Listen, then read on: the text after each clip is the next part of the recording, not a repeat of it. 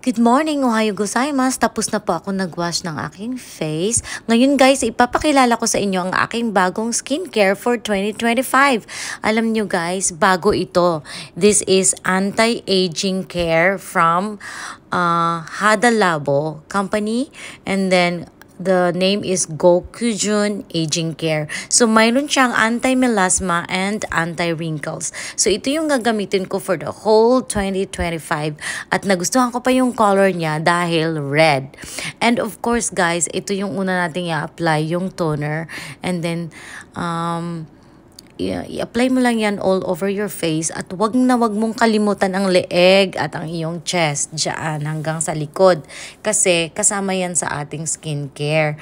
Tapos may nagturo sa akin na ang toner daw ilagay din daw sa kilikili.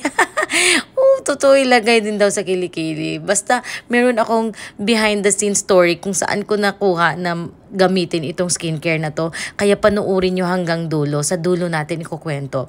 Next natin i-apply ang moisturizer. Ito yung pangalawa. Tatlo lang talaga to silang set, guys. Tatlo siya na gagamitin mo. This is from Hada Labo. Talagang sikat ang brand na to na Hada Labo in Japan. Magaling talaga to silang company for the skincare.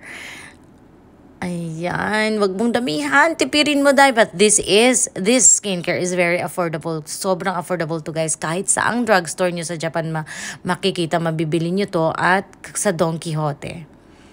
Ayan, lagi nyong isama ang chest. And kasi sa Japan guys, pag sinabing skincare routine sa face, kasama pala ng face hanggang chest above your boobs. Kaya yan, dyan isasama mo talaga yan. So ipa-absorb natin ang moisturizer first. I-absorb muna natin siya. Massage natin sa face para manuot-suot sa kalamnan. Gaya ng galit ko sa'yo. Charot. Wala po akong galit. Ayan. Manuot siya inside talaga sa iyong skin. Ma-absorb talaga siya. Massage mo konti. And then after that, mayroon tayong i-apply na lifting cream naman siya. Pampabanat-banat siya. So, tatlo yan siyang set na gagamitin natin every night and day. Ayan, massage. So, ang kwento nito guys, ikukwento ko sa inyo after ko i-apply itong ating lifting cream. Ayan yung pampabanat. Yun yung pangatlo nating i-apply. It's like a gel. Gel type siya.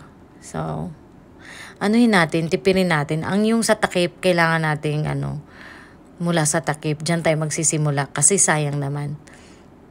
Ay, hindi ko sinasadya. Middle finger talaga gamit ko, guys. Pag nag-a-apply ng makeup, hindi ko talaga sinasadya yan. Naka-middle finger si mother. Sorry. But it's unintentional, okay? Ayan, yan ang lifting cream natin, guys. Wow! Napifeel ko na dyan na binabanat yung skin. Ayan. So, tuloy-tuloy lang tayo sa ating skincare. At ito na, kwento ko na. Nakalimutan ko, kwento ko na. May na-meet po ako, may nakita akong babae dun sa onsen. Philippine po siya. So, Asian skin din siya. So, Filipina siya and nakita ko talagang kininaro ko yung yung skin niya. Sabi ko, ang ganda ng kanyang face. Ang ganda ng kanyang skin. Nilapitan ko talaga siya, tinanong ko, if you don't mind, ang ganda ng skin niyo po, ang ganda ng mukha niyo. Ano pong gamit niyong skincare? Sabi niya, mamaya pag nakalabas tayo, pag nagsabay tayo sa labas, pagkataas ng oforo, pagkataas ng onsen, ipapakita ko sa'yo yung skincare ko. At yan ang pinakita niya. Kaya natin ito binili dahil nakita ko ang ganda. Tapos sabi niya, isali mo yung kilikili mo hanggang taas ng boobs. Yan ang dahilan kaya sinugot ko talaga ang Don Quixote at binili ko talaga ang lahat ng ginamit niya, guys. And that's all for today. This is my new makeup for 2025. Bye!